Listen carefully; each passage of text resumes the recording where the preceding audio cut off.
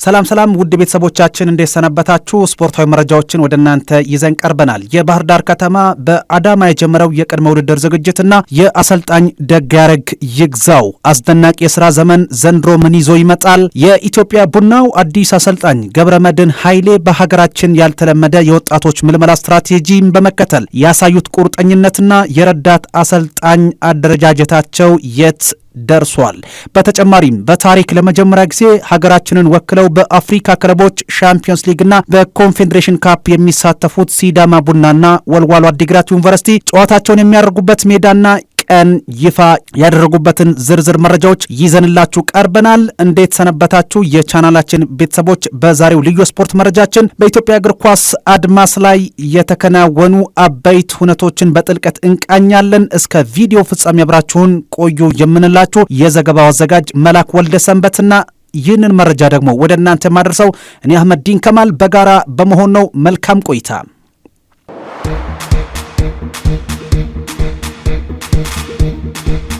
የባህር ዳር ከተማ እግር ኳስ ክለብ በአዲስ የ2019 ውድድር ዘመን ጠንካራና ውጤታማ ቡድን ለመገንባት የሚያስችለውን የቅድመ ውድድር ዘመን ልምምድ ትናንት በይፋ ጀምሯል። ክለቡ ዝግጅቱን የሚያደርገው በአዳማ ከተማ ሲሆን ትናንት ከቀኑ 10 ሰዓት ላይ የመጀመሪያውን ቀላል የማነቃቂያ ልምምድ በአዳማ ሳይንስና ቴክኖሎጂ ዩኒቨርሲቲ ስቴዲየም አከናውኗል። የቡድኑ ነባርና አዳዲስ ተጫዋቾች ባለፈው እሁድ ዕለት ወደ የተዘጋጀላቸው ሆቴል ተጠቃለው በመግባት ለዚህ ዝግጅት ዝግጁ መሆናቸው ተገልጿል።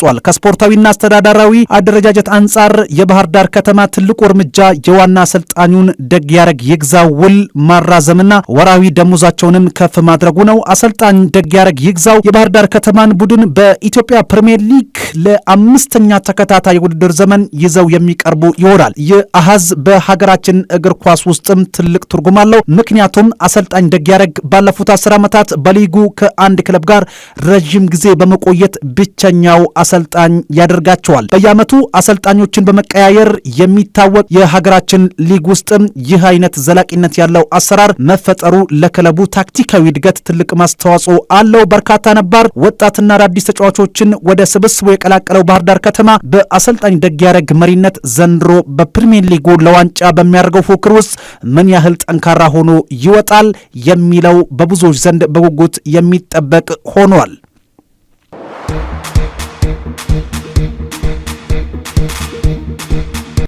ወደ አዲሱ የኢትዮጵያ ቡና አሰልጣኝ ገብረመድህን ኃይሌ እንቅስቃሴ ስናልፍ አሰልጣኙ በቡድናቸው ውስጥ የሚያኳትቷቸውን አዳዲስ ወጣት ተስፈኞች የመለየትና የመመልመል ስራቸውን ከዛሬ ጀምሮ ያከናውናሉ። አሰልጣኝ ገብረመድህን ኃይሌ ነሐሴ 17 ቀን በሚጀምረው የቅድመ ውድድር ልምምድ ላይ የሚካተቱትን ወጣቶች ለመምረጥ ከዛሬ ማክሰኞ እስከ ፊታችን ሐሙስ የሚቆይ የ3 ቀን ልዩ የምልመላ ፕሮግራም አዘጋጅተዋል። ተተኪዎችን በማብቃት የሚታወቁት አሰልጣኙ በእነዚህ ቀናት የክለቡን ወጣት ተጫዋቾች እንዲሁም በሊግና በሰፈር ውድድሮች ያጯቸውን ተስፈኞች ይመለከታሉ።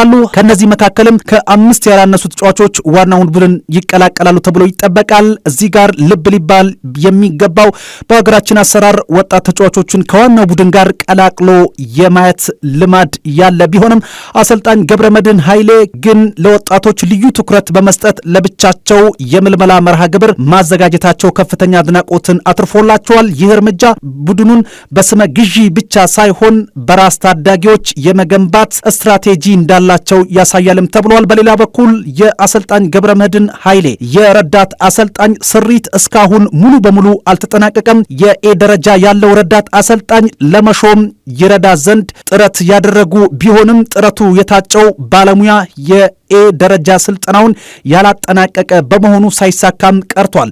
ለጊዜው ግን ከአካል ብቃት አሰልጣኞቹ ዶክተር ሌይኩንና ታፈሰ ተስፋዬ እንዲሁም ከግብ ጠባቂው አሰልጣኙ አምባይ በፍቃዱ ጋር በመመካከር ስራዎችን እያከናወኑ ይገኛሉ። በተያያዘ ዜና የቅዱስ ጊዮርጊስ አዲሱ ዋና አሰልጣኝ ሚቾ በትላንትናው ዕለት በታዳጊ ቡድን የስልጠና መርሃ ግብር ላይ በመገኘት ሙያዊ ድጋፍ ማድረጋቸውና የተጫዋቾችን ወቅታዊ አቋም መገምገማቸው የታወቀ ሲሆን ይህ በሁለቱ ታላላቅ ክለቦች ዘንድ ለታዳጊዎች የሚሰጠው ትኩረት እየጨመረ መምጣቱን ያሳያል።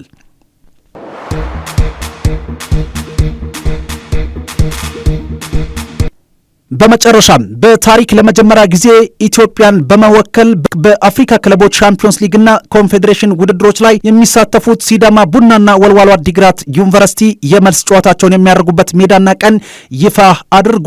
ሁለቱ ክለቦች የቤት ጨዋታቸውን በድሬዳዋ ስቴዲየም ለማከናወን መወሰናቸውን አረጋግጠዋል። በዚህ መሰረት በኮንፌዴሬሽን ካፕ ላይ የሚሳተፈው ወልዋሎ አዲግራት ዩኒቨርሲቲ መስከረም 2፣ በአፍሪካ ሻምፒዮንስ ሊግ የሚሳተፈው ሲዳማ ቡና ደግሞ መስከረም 3 ቀን 2019 ዓ.ም በድሬዳዋ ስቴዲየም ጨዋታቸውን ያከናውናሉ።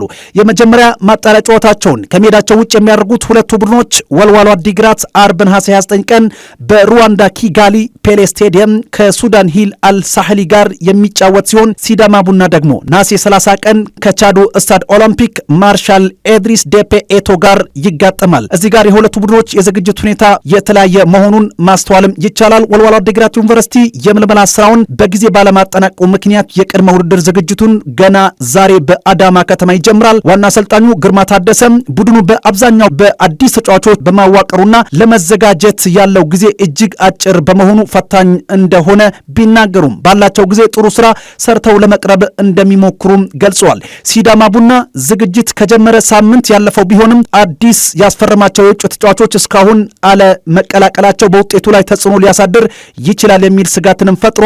በአጠቃላይ ሲታይ የ2019 የውድድር ዘመን የሀገር ውስጥ ሊግ ውድድርና የአህጉራዊ መድረክ ጉዞዎች ገና ከወዲሁ ከፍተኛ ፈተናና ውድድሮች እንደሚኖሯቸው ማየት ይቻላል። የባህር ዳር ከተማ ዘላቂ አሰራር፣ የኢትዮጵያ ቡና የወጣቶች ምልመላና የሁለቱ ቡድኖች የአህጉራዊ ውድድር ዝግጅት ላይ ያላችሁን አስተያየት ከታች በኮሜንት መስጫው ላይ ጻፉልን። ቪዲዮን ከወደዳችሁት ላይክ ማድረግ፣ ለወዳጆቻችሁ ደግሞ ሼር ማድረግና አዳዲስ ስፖርታዊ ትንተናዎች እንዲደርሳችሁ ሰብስክራይብ ማድረጋችሁን አትርሱ። ስለተከታተላችሁ እናመሰግናለን። ደህና ቆዩ የምንላችሁ ደግሞ የዘገባው አዘጋጅ መላክ ወልደሰንበት፣ አቅራቢ ደግሞ እኔ አህመድ ዲን ከማል በጋራ በመሆን ነው። ሰናይ ጊዜ በመመኘት ተሰናበትናችሁ።